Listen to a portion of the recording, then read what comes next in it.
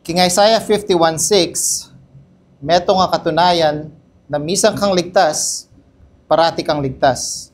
Sabi na Kenny, lift up your eyes to the heavens and look upon the earth beneath.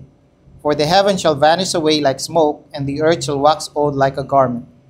And they that dwell therein shall die in like manner, but my salvation shall be forever, and my righteousness shall not be abolished. Kaning talata ngay ni, ing Ginoo papakit siyang extreme may example o halimbawa na ing tao nung isipan na lawen may kano yung kalangitan, yan mawala. Lawen may yato, yan mawala. Lawen may biyanan ng tao makatuknang king yato, yan mawala. Pero sabi ng Ginoo kayang salita, sabi na, ing kalangitan mawala yan, kalupa na ning asok. Ing yato tumuay yan, kalupa na ning malan.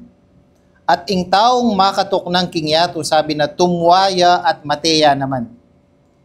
Pero ing kaligtasan na ning Ginoo, mawala magpakailanman.